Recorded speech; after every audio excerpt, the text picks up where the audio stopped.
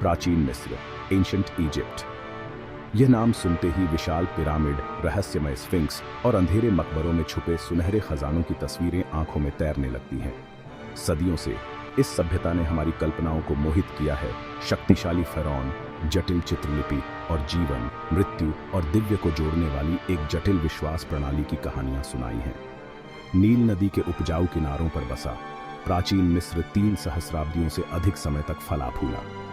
इसके लोगों ने एक ऐसी परिष्कृत संस्कृति का विकास किया जिसने कला, वास्तुकला, गणित और खगोल विज्ञान पर एक अमिट छाप छोड़ी।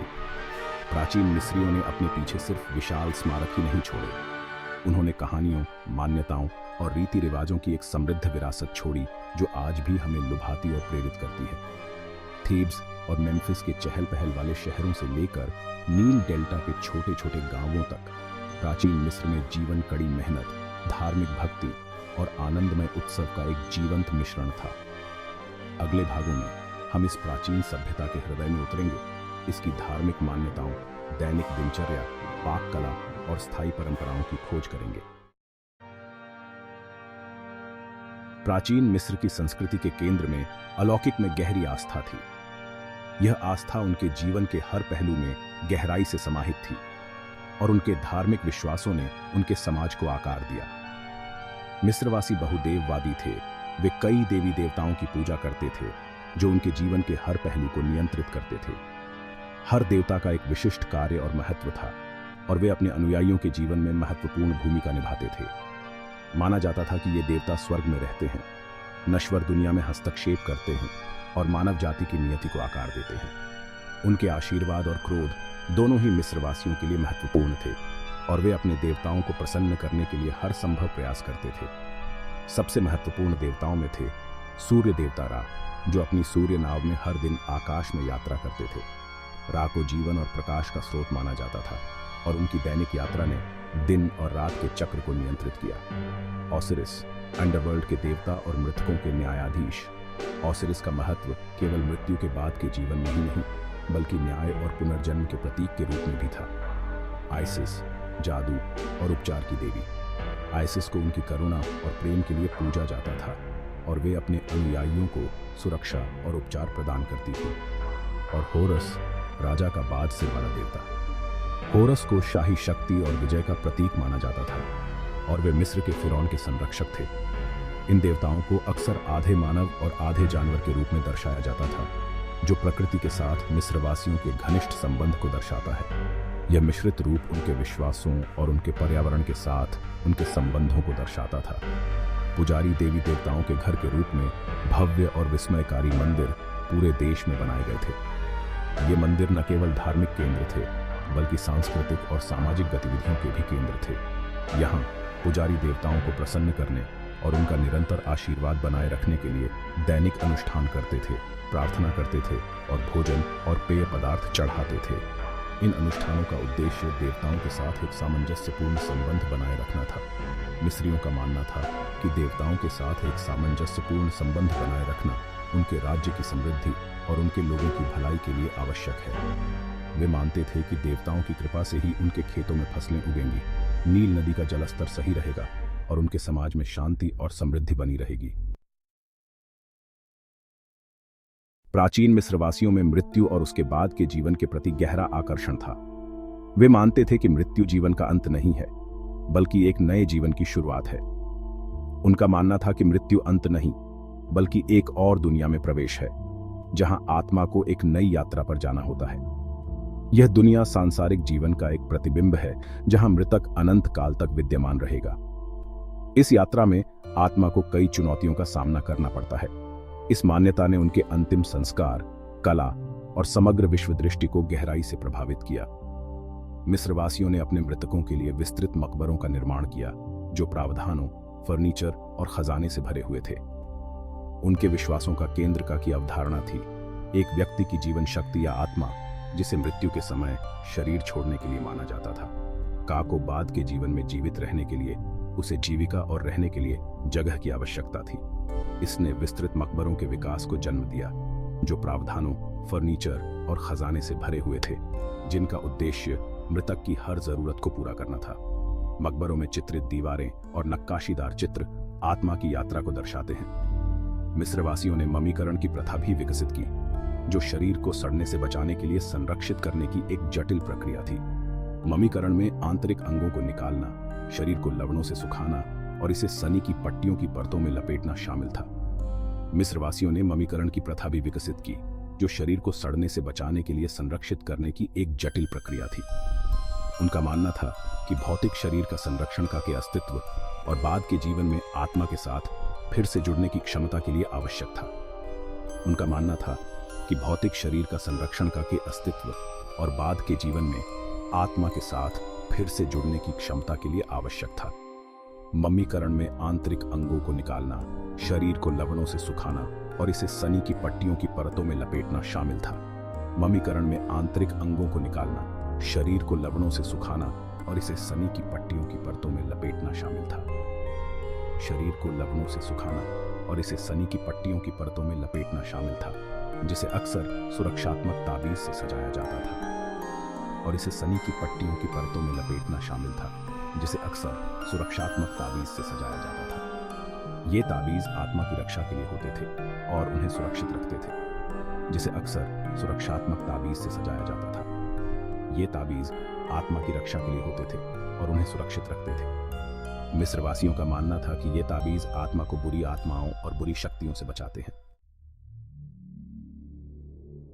भाग 4। फिरौन, पृथ्वी पर दिव्य शासक। मिस्र के समाज के शिखर पर फिरौन खड़ा था, जो सर्वोच्च शासक था, जिसके पास दुनियावी और आध्यात्मिक दोनों तरह का अधिकार था। फिरौन को राजा के देवता होरस का अवतार और देवताओं और मानवता के बीच एक जीवित कड़ी माना जाता था। उसका वचन कानून था, उसकी शक्ति निर्विवाद थी और उसका शासन दैवीय रूप से नियुक्त था। मात को बनाए रखना फिरौन की प्राथमिक जिम्मेदारी थी। वह ब्रह्मांडीय व्यवस्था जो ब्रह्मांड को नियंत्रित करती थी।